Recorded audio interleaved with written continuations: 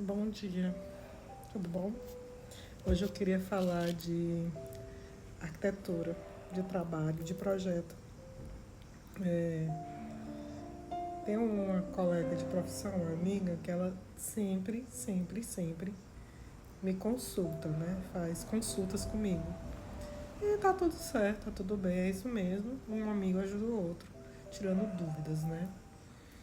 É, curiosamente, outros colegas de profissão que não são meus amigos, né?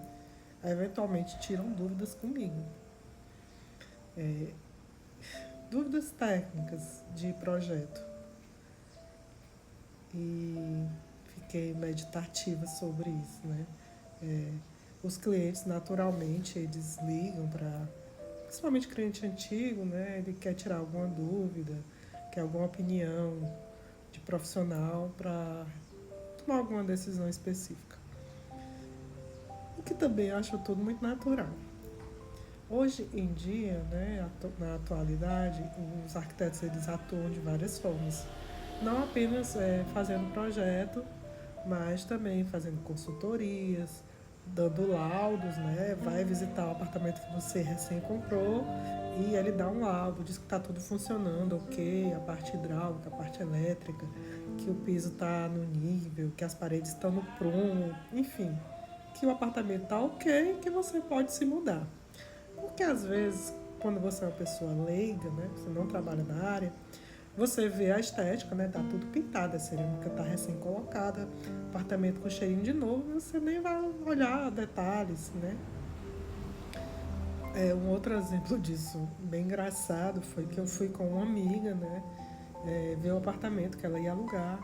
E aí eu comentei, o apartamento é muito bom, mas ele tem um defeito grave, que ele é do lado do sol e vai esquentar, vai fazer muito sol, vai ficar quente. Eu disse, não, isso aí a gente compra um ventilador. Anos depois ela se mudou do apartamento para um do lado da sombra, no mesmo condomínio, entendeu? Ou seja, existem aspectos que às vezes a gente não leva em consideração, que um arquiteto vai apontar, que você acha que não é importante naquele momento, mas no dia a dia é importante, né? Então a arquitetura, ela é um pouco mais do que meramente a estética, né? Essa minha amiga que falou comigo foi para tirar dúvidas de revestimento, né? De quantitativo de revestimento. O projeto de arquitetura e a execução da obra exige uma... É, é muito, como é que eu diria, artesanal, né? São muitas pessoas envolvidas, muitos profissionais envolvidos, muitas etapas envolvidas. Da hora que você contrata o arquiteto até a hora que você consegue se mudar para dentro da sua obra, né, da sua casa, da sua loja, tem muito processo, muita gente. E naturalmente, em algum momento, você vai se chatear, vai ter raiva, vai ter divergência. Se você fez um projeto e você fica mudando, você aumenta os problemas, né? É, em algum momento, em algum lugar, eu falei que o arquiteto ele precisa ter uma boa conversa com o cliente. O cliente é, tem que ter, tem que saber dizer o que é que ele quer, né? Às vezes o cliente não sabe o que é que ele quer, verdade. É essa. Eu quero uma casa, eu quero uma loja, eu quero que fique bonito. Sim, mas como é que essa sua casa funciona? Como é que essa sua loja funciona? Qual é o público da sua loja? Você quer uma casa que seja confortável? Você quer uma casa que seja para tirar foto, para gravar vídeo?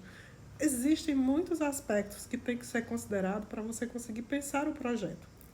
Aí também tem outra questão que é o projeto fast food, né? Você contrata o arquiteto e a equipe de obra já está lá no lugar. Ou seja, o arquiteto não tem tempo, né, de pensar o projeto. É projeto fast food, é projeto miojo. Tem que estar pré-pronto para quando o cliente chegar e dizer eu quero isso. Não existe isso. Um projeto de arquitetura é um projeto por encomenda, né? É um trabalho por encomenda. Você que vai começar a sua obra, vai fazer sua obra, você precisa ter pelo menos um intervalo de, no mínimo, 3 meses antes de começar qualquer coisa com o seu arquiteto, né? E aí vocês têm que sentar e ter uma conversa honesta, sincera, sobre o que é que você quer, quais são os seus sonhos, quais são as suas possibilidades financeiras. Não acho que você vai fazer nada com 5 a 10 mil, porque você não vai, gente, não vai. Qualquer pequena reforma de banheiro vai custar de 5 a 10 mil, entendeu? Ah, mas vou só pintar. Então você não vai chamar o arquiteto, né, gente? Ou, mas eu quero chamar, faça uma consultoria, né? Leve o seu arquiteto lá, converse com ele e pague a consultoria. Pronto. Para que fazer um projeto de uma coisa que você não está querendo investir dinheiro, né? Porque o projeto é caro. É caro porque, como eu disse, ele é artesanal, ele é sob encomenda e ele envolve vários aspectos, né, da psicologia, entendeu? Tem a parte de física mesmo, né, que você tem que ver, iluminação, ventilação, tem a parte técnica de qual, se for loja, qual é o público que você vai atender, qual é o objeto que você está vendendo, né? Se é bijuteria, se é roupa, se é sapato, se é material escolar. Então, tudo tem que ser analisado para você poder fazer um projeto decente. E aí, falando com meus colegas arquitetos, existe o mito do projeto perfeito. Eu digo que é o mito do projeto perfeito porque que é um projeto zero erro, sem erro. Sem erro de desenho, sem erro de grafia, sem erro. Temos erros que são muito graves, mas assim, um projeto 100% sem erro, eu nunca vi. Eu já vi muitos projetos que foram executados, que quando você olha o projeto que foi desenhado, né, que foi produzido, você diz, putz, está errado isso aqui. Mas foi executado corretamente, né? Porque é um erro tão bobo que a pessoa que estava executando sabia que não era aquilo e fez o correto. É claro que eu não estou falando de grandes construções que um erro de milímetros vai causar um destroço, que são grandes torres que têm 1 quilômetro de altura ou meio, sabe, 500 metros de altura, não. Aí realmente você precisa de uma coisa muito precisa, né? E essa precisão está justamente na estrutura. Vai ser feito. É porque, na verdade, existe uma diferença de métrica. Uma coisa é você fazer um projeto de uma casa, e outra coisa é você fazer um projeto de um edifício de apartamento, né? Tudo muda, tudo muda.